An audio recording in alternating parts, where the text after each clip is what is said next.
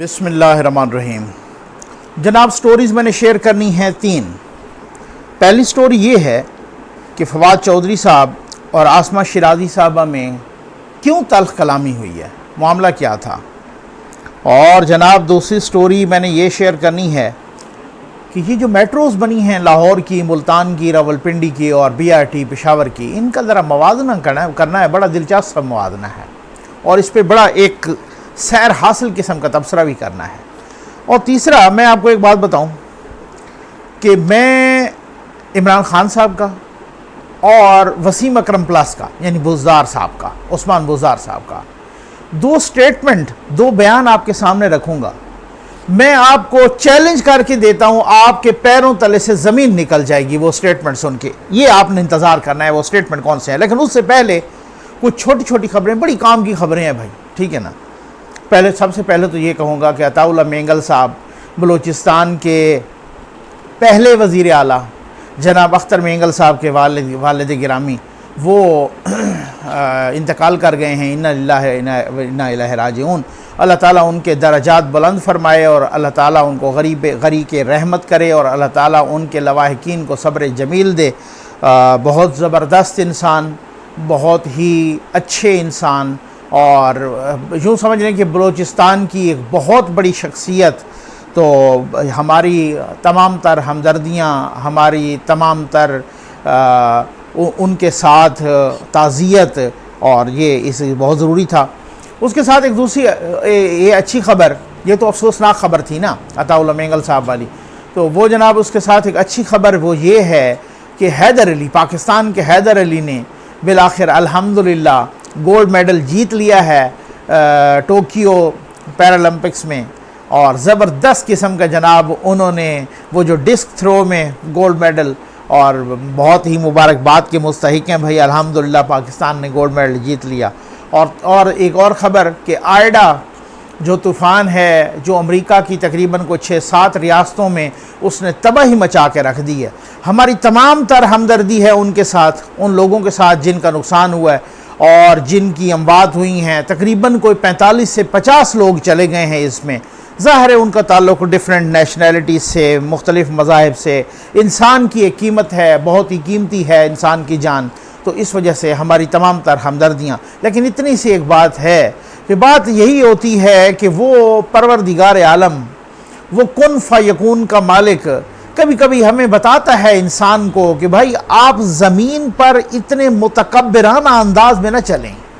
आप चाहे जितने भी पावरफुल बन जाएं, चाहे जितने भी सुपर पावर हों, चाहे जितने बड़े चौधरी हों, चाहे जितने बड़े ऑफिसर हों, चाहे जितने बड़े हुक्मरान हों, चाहे जितनी बड़ी रियासत हो, लेकिन वो सारी रियासतें, सारे हुक्मरान, सारे चौधरी, सारी कुव्वतें उस लम यज़ल के इशारे कर और उस कुन फ़यकून के सामने बेबस हैं।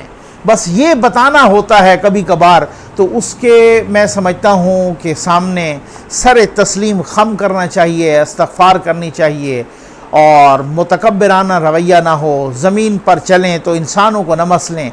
ये सिर्फ मैं कोई अमेरिका के लिए बात नहीं कर रहा, मैं एक इनफरादियत से लेकर इज्तमाइयत तक, एक इंसान से लेकर एक स्टेट तक, सब के लिए ये बात कर रहा हूँ। तो खैर, उसके बाद आज जनाब कि आसमा शिराजी साहबा और फवाद चौधरी साहब में क्यों तल्ख कलामी हुई है। ये तल्ख कलामी कैसी तल्ख कलामी थी। कौमी असम्बली की कायमा कमेटी का इजलास हो रहा था, आज की बात है। और जनाब मैं इस पर भी एक अलग से वीडियो करूंगा और इंशाअल्लाह जल्द ही करूंगा। और हुकूमत पाकिस्तान ने, तहरीक इंसाफ की हुकूमत ने एक बिल लाने का इंदिया दिया है। और वो जनाब यहाँ तक भी पहले तो कहा था कि हम एक ऑर्डिनेंस के ज़रिए उसे पास कर देंगे। अब वो कहा है कि जनाब उसको हम जो है ना जॉइंट सेशन में पास करवाएंगे। कभी क्या कहते हैं, वो पाकिस्तान मीडिया डेवलपमेंट अथॉरिटी के नाम से है। और मीडिया के वो जो अभी तक तो वो खैर जो कदगने हैं सो हैं ना, वो तो माशाल्लाह से भी बदतर हैं। वो मीडिया की आज़ादी के ताबूत में आखिरी कील ठोंकने की साजिश है, ठीक है ना। और वो जनाब मुंह पे ताले लगाने की, और सिर्फ मीडिया नहीं, साथ सोशल मीडिया भी, डिजिटल मीडिया भी। तो चूँकि सहाफ़ियों ने एहतजाज का भी ऐलान किया है और 12 तारीख को 13 तारीख को आरिफ अलवी साहब का ख़िताब है जॉइंट सेशन से, उसमें भी उन्होंने कहा है कि पार्लियामेंट के बाहर धरना होगा और प्रेस क्लब से लेकर पार्लियामेंट तक एहतजाजी लॉन्ग मार्च भी होगा 12 तारीख को, और फिर वहीं पे बैठेंगे और 13 तारीख तक भी वो धरना होगा। तो ये बड़ी इंपॉर्टेंट, इसी सिलसिले में, उसी बिल के सिलसिले में जनाब वहाँ पे बहुत सारे लोग थे, कायमा कमेटी का इजलास हो रहा था। तो खैर से फवाद चौधरी से अबसार आलम साहब ने जब कोई बात की तो फवाद चौधरी साहब ने फरमाया कि मैं अबसार आलम को और असद तूर को तो साफ ही नहीं मानता। मतलब ये एक नया रिवाज चल पड़ा है कि जो आपकी मालिश पालिश ना करें वो सहाफ़ी ही नहीं है, ठीक है ना। तो मेरी बात हुई थी, आसमा शिराजी साहब ने फिर यहाँ पे आसमा शिराजी साहबा ने कहा है कि जनाब फवाद चौधरी साहब, हमें आपसे सहाफ़त का सर्टिफिकेट नहीं चाहिए, ठीक है ना। आसमा शिराजी साहबा से अभी मेरी बात, थोड़ी देर पहले मेरी बात हुई, मैं उनसे तफसील मालूम की है।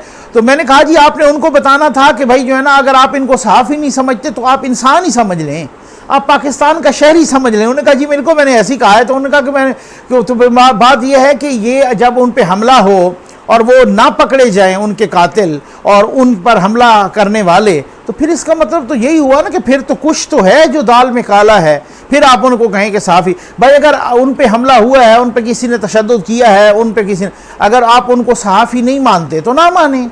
आपके सहाफ़ी मानने या ना मानने से कोई सहाफ़ी नहीं होता।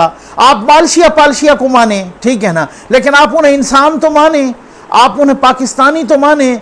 कम से कम ये तो आपकी जिम्मेदारी है कि आप उनको इंसान माने। अच्छा, फिर साथ ये किया, एक सीनियर सहाफ़ी की तरफ, वो नासिर जैदी साहब हैं PFUJ के, उनको, ये आप कौन है, इनका तारुफ क्या है। तो फिर आसमा शिराजी साहब ने कहा कि मैंने कहा उस वक़्त की जी इनका तारुफ मैं बताती हूँ, ये Pakistan federal union of journalist यानी PFUJ के जनरल सेक्रेटरी भी हैं और इनकी बड़ी कुर्बानियाँ हैं। ये नासिर जैदी साहब वो हैं कि जिन्होंने ज़ियाउल हक आमिर के दौर में कोड़े खाए थे सहाफ़त की आज़ादी के लिए, इजहार राय की आज़ादी के लिए। उनको कौन नहीं जानता। तो मैं माज़रत के साथ कहूँगा कि फवाद चौधरी साहब को मुबैना तौर पे काके हैं कि उनको नहीं पता कि भाई नासिर जैदी साहब कौन है। असल मामला ये है कि वो इस बिल पे नहीं बात करना चाह रहे थे। असल चालाकी वो ये करना चाह रहे थे कि जैसे वो मछली मंडी बना है, जिस तरीके से वो सारा कुछ इस तरह, वो फिर उसके बाद सहाफ़ियों ने कहा हम वाकआउट करते हैं। तो आसमा शिराजी साहबा ने उनको रोका कि जी आप वाकआउट ना करें, इनका तो मामला, इनका तो ये तो चाहते यही है कि ये वाकआउट कर जाएं। ये तो चाहते यही है कि वो जो मीडिया डेवलपमेंट बिल है उस पर बात ही ना हो। वो जो मीडिया की आज़ादी के ताबूत में आखिरी कील ठोंकने की तैयारियां हैं उस पर तो बात ही ना हो।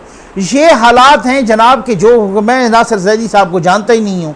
तो फिर अब उसके बाद जनाब उन्होंने क्या किया, कुछ सहाफ़ियों को मैं देख रहा था, वो कह रहे थे कि माशाअल्लाह माशाअल्लाह क्या बात है, हमने फवाद चौधरी साहब की इस एफ़र्ट्स को बड़ा सराहते हैं कि जी देखते हैं कि फिर जो है ना वो इसी तरीके से हम देखेंगे कि जिस तरीके से यहाँ पर वो प्लाट दे रहे हैं हाउसिंग स्कीम के लिए उन्होंने अनाउंस किया है, वो भी आप देखिएगा मालशिया जैसे प्लाट कंप्यूटर ने सियानी कुरंदाजी नहीं की थी, वो जजों को और ब्यूरोक्रेट्स को और मुआविनीन खुसूसी को वही प्लाट्स मिले थे, यानी वो सबका प्लाट निकल आया और जस्टिस काजी फायजीसा का रेफरेंस निकल आया। इसी तरह से आप देखिएगा कि जब वो इस तरह की कुरंदाजी होगी तो वो मालशिया पालशिया के इस तरह से निकलेंगे। और यही तो वो तकसीम होती है जो तकसीम फ़रोग नसीम साहब ने करने की वकला में कोशिश की, वही फवाद चौधरी साहब सहाफ़ियों में कर रहे हैं। जैसे उन्होंने कहा कि आप काजी फायजीसा साहब के खिलाफ जो है ना करारदाद पास करें और ये आप पैसे लें, करोड़ों रुपए लें, तो उन्होंने वो फिर उनके मुंह पे तमाचा मार दिया उनको इनकार करके। मैं कहता हूँ सलाम है ऐसे वकला को और ऐसे वकला की बॉडीज़ को। तो फिर इसका मतलब ये बहुत मुश्किल काम होता है। तो अब जनाब उसके आप देखें कि ये आपके साथ हम वहाँ से भी इंशाअल्लाह मैं करूँगा प्रोग्राम। मैंने ख़ुद भी जाना है उस धरने में भी और उस एहतजाज में भी, उस लॉन्ग मार्च में भी, वहाँ से भी उसका प्रोग्राम भी करेंगे। आज है जनाब ये मेट्रोज़ वाली, मैं बताता हूँ कप्तान, आपके कप्तान के प्रोग्राम अपना बयान की का इंतज़ार है ना कि कौन सा है कि जब आपके पैरों तले से ज़मीन निकल जाएगी। अब मैं कहता हूँ आप वो मेरी ऐसी आदत नहीं है या ऐसा शुरली छोड़ने वाली बात नहीं है। वही बात है कि जैसे कहते हैं बंदा बेल्ट लगाता हूँ कि मैं अक्सर बेल्ट लगाता हूँ, आप देख लीजिएगा आपके पैरों तले से ज़मीन निकल जाएगी। लाहौर मेट्रो जनाब बनी, ये 27 किलोमीटर की थी और ये जनाब 30 अरब की बनी। ठीक, ज़रा थोड़ा सा सोचिएगा। इस्लामाबाद और रावलपिंडी मेट्रो बनी, ये 33 किलोमीटर की थी और ये 44 अरब की बनी। और उसके बाद जनाब 33 किलोमीटर नहीं 23 किलोमीटर की, ठीक है। और ये जनाब कितने की बनी, ये आपके साथ बनी 44 अरब की। और उसके बाद जनाब मुल्तान ये 18.5 किलोमीटर की थी और ये बनी जनाब 29 अरब की। ये टोटल कितना हो गया जनाब? ये टोटल हो गया आपका 68 किलोमीटर, ठीक है। और साथ आपके ये हो गए 103 अरब, ये ज़रा याद रखिएगा। यानी 68 किलोमीटर की 3 मेट्रोज बनाई चोरों ने, ठीक है ना। अब समझ आ गई, मैं समझाने का ज़रा थोड़ा सा इस तरीके से सादा अंदाज में। ये चोरों ने मेट्रोज बनाई 68 किलोमीटर की और 103 अरब का खर्चा आया। अब जो हाजियों ने बनाई, साफ शफाफ हाजियों नमाजियों ने, ठीक हो गया ना, जो बनाई पेशावर की BRT, वो है 26 किलोमीटर और ख़र्चा आया 106 अरब। मैं कुर्बान जाऊं, और अभी तक भी वो इनकम्प्लीट है। पता नहीं वो क़यामत को कंप्लीट होगी, कब कंप्लीट होगी, ठीक है ना। जो आज भी कंप्लीट नहीं हुई। अच्छा, 2 बरसों में, अभी तो 2 बार पहले तो बसों को आग लगती रही, पता नहीं कितनी जलती रही। वही वाली बात है कि सारी बसें चल रही हैं और पेशावर BRT की जल रही हैं। तो वो 2 बरसों में जो खसारा हो गया ना, वो 4 अरब 67 करोड़ 33 लाख का खसारा हो गया। ये खुद उनके वज़रा मान के गए हैं टॉक शोज़ में, ठीक। अच्छा, मैं हैरान हूँ इनकी, आप गैर संजीदगी का अंदाज़ा लगाएं। मैं वो काफ़ी अर्सा पहले, तो कुछ अर्सा पहले मैं वो शहबाज गिल साहब का एक सुन रहा था टॉक शो में। उनके साथ पता नहीं कौन साहब थे दूसरे मेहमान, तो उन्होंने जब इस पर एतराज़ उठाया कि जनाब देखें ये BRT का क्या हाल हुआ है, बसें जल रही हैं, अभी तक कंप्लीट नहीं है, वो खरब क्रॉस कर गई है, इन्होंने कहा था हमने ये बनानी है वो बनाई। तो उनको कहते हैं आगे से शहबाज गिल साहब कि भाई आप बताएं कि BRT किस चीज़ का मुखफ़फ़ है, ठीक। मैं कुर्बान जाऊँ इनकी गैर संजीदगी पर कि आप BRT यानी बस रैपिड ट्रांजिट, उनसे पूछ रहे थे कि ये किस चीज़ का मुखफ़फ़ है, ये किस चीज़ का एब्रीविएशन है। उन्होंने ये ऐसे नहीं होता जैसे एक नालायक बच्चे से वालिदैन पूछ रहे हो ना कि तुम फेल क्यों हो गए हो, और वो कहें कि जी मैं आपसे नहीं बोलता, आप मुझे पार्क में क्यों नहीं लेके गए। ये हालात हैं इनके। BRT जब शुरू की गई थी तो तकरीबन को अक्टूबर 2017 में हमें बताया गया था कि ये देखो जी, इस पहले तो कहा गया ना ये जंगला बसें क्या होती हैं, आप स्कूल बनाएं, आप हॉस्पिटल्स बनाएं, आप ये करें वो करें। फिर उसके बाद वो जंगला बस बनानी भी पड़ गई और कहा गया अक्टूबर 2017 कि हम इसको 6 महीने के अंदर अंदर कंप्लीट करके देंगे, ठीक है ना। वो असद उमर साहब ने तो कहा था ना कि मैं 8 अरब में बना के दूंगा, वो पता नहीं वो ज़माने किधर चले गए। इन्होंने कहा 13-14 अरब में बनाएंगे और 6 जो है ना इस तरीके से हम वो बनाएंगे और 6 महीने के अंदर कंप्लीट करेंगे और ये करेंगे वो करें। फिर बाद में पता चला जब उसका इफ्तिताह होने लगा तो फिर वो जनाब कहा कि ये 49 अरब में बनेगी। फिर बाद में पता चला कि वो तो खैर से 60 अरब को क्रॉस कर गई, फिर वो 80 अरब को, अब 1 खरब को क्रॉस कर गई है, अभी तक भी कंप्लीट नहीं है। अब ये जो चोरों ने बनाई थी वो भी आपको पता है, और जो साद ने जो हाजियों नमाजियों ने बनाई है, साफ चली शफाफ चली, वो भी आपको आप देख लें। तो अब उसके बाद आ जाएं जनाब आप बयानात पे, उन बयानात पे जो मैंने 2 बयानात जो है ना ये किया था। एक है नून लीग, ये मैं पहले कप्तान का बयान, ठीक है ना। उन्होंने कहा हमने कल कप्तान साहब एक मोटरवे का इफ्तिताह कर रहे थे, सियालकोट खारियाँ मोटरवे का संगे बुनियाद रख रहे थे। तो उन्होंने कहा कि जनाब नून लीग से 3 गुना ज़्यादा और सस्ती सड़कें हमने बनाई हैं। अच्छा, वैसे मैं हैरान हुआ हूँ, आप भी हैरान हुए होंगे, और वो हम ये पूछने की जसारत करते हैं कि सर वो सड़कें कहाँ हैं कहाँ हैं वो सड़कें कि जिनके बारे में। अच्छा, मुझे ना इससे ज़रा थोड़ा सी याद दीजिएगा, मैं इसे बताता हूँ और फिर उसके बाद मैं आपको वसीम अकरम प्लस का एक बयान बताता हूँ, इसमें आपकी फिर आप देख लिए। उसके बाद मैंने कोरोना फंड में, जो पंजाब के कोरोना फंड में जो घपले आए हैं सामने, वो भी आपके सामने रखने हैं, ज़रा थोड़ा सा इंतज़ार कीजिएगा। मैं हैरान हूँ कि इन्होंने वो जो निसाब की किताबें मुआशरती उलूम और मुताला पाकिस्तान, उन्हें मुख्तलिफ़ जगहों पे लिखा कि जनाब हमने ना इंडस्ट्री को अपने को संभालने के लिए PTI की हुकूमत ने फ्यूल की कीमतें कंट्रोल की। अब आप अंदाज़ा करें कि फ्यूल की कीमतें इस वक्त भी यानी 1.5-2 रुपया कम होने के बावजूद भी पाकिस्तान की बुलंद तरीन सतह पे खड़ी है फ्यूल की कीमत, ठीक है ना। हमने उसका जो है ना ये कंट्रोल करने की। तो अब आप बताएं, अब इधर बंदा बोले तो बोले क्या। उन्होंने कहा जनाब कि हमने 3 गुना ज़्यादा सड़कें बनाई और फिर हमने सस्ती सड़कें बनाई हैं। अच्छा, सर को बता तो दे। मैं तो हैरान हूँ कि यहाँ पे बनीगाला की जो सड़कें हैं ना, अब आप इनको ज़रा आप चेक कर लें कि जहाँ पे वज़ीर आज़म साहब खुद सफ़र करते हैं, उनकी जो हालत हुई है, अभी इतनी टूटी फूटी बारिश की वजह से अब उनको पैचेस लगाए हैं, अभी वो जो पंक्चर लगाते हैं ना इस तरीके से, और वो सिंगल रोड है, उन पे एक बल्ब नहीं है। अंधेर नगरी मची होती है, रात को बिल्कुल अंधेरा होता है एक तरीके से। यानी कि खान साहब अपना टेन्योर माशाल्लाह पूरा करके चले जाएंगे, लेकिन ये उनके अपने गांव वाले, उनके अपने इलाके वाले याद रखेंगे कि खान साहब ने ना तो उस सिंगल सड़क को, जो सड़क उनको नवाज शरीफ साहब ने बनवा के दी थी, उस सिंगल सड़क को डबल भी नहीं किया और उस पर एक बल्ब भी नहीं लगाया। आप यहां से चलें पूरा कश्मीर हाईवे पर, आप यहां से चलें मरी रोड पर, आप यहां से चलें, आप देखेंगे कि जो जो बल्ब फ्यूज हुए हैं, यकीन करें वो फ्यूज बल्ब किसी ने तब्दील नहीं की है। आप तो कहते हैं 3 गुना सड़कें बनाई, और उसमें आप जरा देख लें कि अभी चंद दिनों की बात है कि खान साहब से कंप्लेंट की, एक जब वो लाइव कॉल लेते होते हैं, लाइव तो नहीं होती खैर, रिकॉर्डेड कॉल्स होती हैं, एक कंप्लेंट की एक कॉलर ने कि जी आपके ये जो तलगंग से लेकर मियाँ वाली तक का रोड है, बंदे की हड्डी पसली एक हो जाती है। तो उन्होंने माना कि जी हाँ, तो जब वो मियाँ वाली की सड़क ही नहीं बना सके, मैं तो हैरान हूँ वो मरीख पे बनाई हैं या चांद पे बनाई हैं, बनाई किधर हैं? आप कहते होंगे कि यार आपने कैसे कह दिया कि पैरों तले से ज़मीन निकल जाएगी। अब अगला बयान सुने ज़रा, ये है जनाब उस्मान बुज़दार साहब का, वसीम अकरम प्लस, ठीक है ना। मुझे ये नहीं पता कि अब पता नहीं ये वसीम अकरम प्लस को कहने से ये वसीम अकरम साहब नाराज़ होते हैं या ये किन की तौहीन है, या बुज़दार साहब की है या वसीम अकरम साहब की है। अच्छा, हुकूमत की, बुज़दार साहब कहते हैं कि हुकूमत की बेहतरीन मुआशी कारकर्दगी पर अपोजिशन बौखलाहट का शिकार है। ये बयान मैंने पढ़ा, मैंने 2-3 दफ़ा पढ़ा, मैंने कहा यार कहीं ऐसा तो नहीं है, बंदा होता है ना कभी कभी गलत पढ़ लेता है, लेकिन ऐसे ही लिखा हुआ था। आज जंग में भी लिखा हुआ यही बयान, जंग अखबार में।